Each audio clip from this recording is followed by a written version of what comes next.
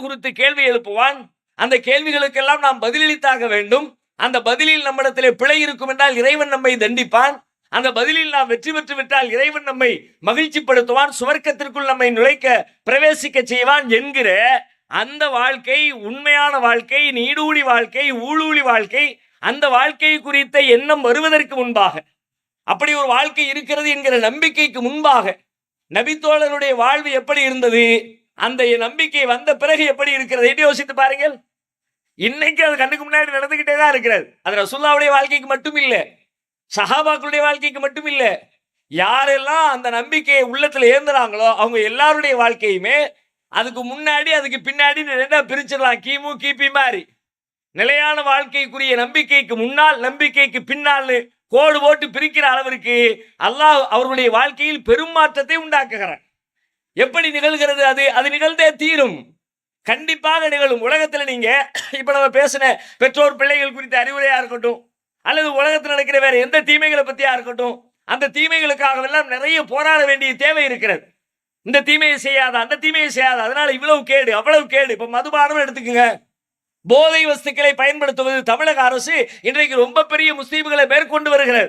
ஒவ்வொரு மாவட்டங்களிலும் அதற்கு எதிரான பிரச்சாரங்கள் முன்னெடுக்கப்படுகிறது, தனித்தனி குழுக்கள் அமைக்கப்படுகிறது.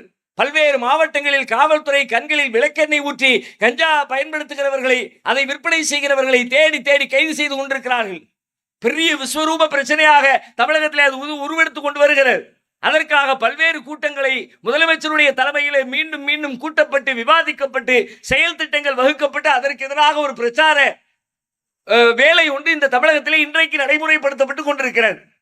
அதுல என்ன செய்யப்படுகிறது?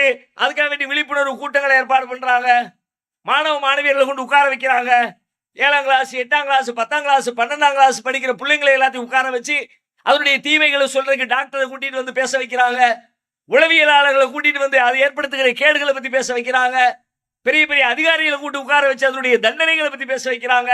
இதுல எல்லாம் சிக்கிட்டா எத்தனை மாசம் உள்ள போவ எப்படி ஆகும் தெரியுமா, உன் லைஃபே நாசமா போயிடும் அப்படின்னு அது குறித்து எச்சரிக்கை செய்ய வைக்கிறாங்க. அந்த மாதிரி வேலைகளை அரசு ஒரு பக்கத்திலே செய்து கொண்டே இருக்கிறார்.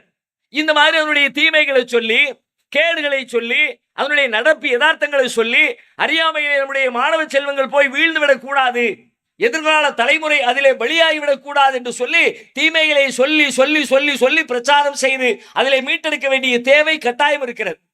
இந்த மாதிரி இந்த ஒண்ணுக்கு மட்டும் இல்ல, எந்த பிரச்சனையை எடுத்தாலும் அதுல இருந்து அந்த சிக்கல்ல இருந்து மீளணும். என்ன பண்றது? அது உனக்கு எப்படி சிக்கலா இருக்குது, என்ன தீமையை தருது, எவ்வளவு இழப்பு வருது பாரு, அதனால நீ எவ்வளவு காசு பணத்தை இழக்கிற, எவ்வளவு நிம்மதி இழக்கிற,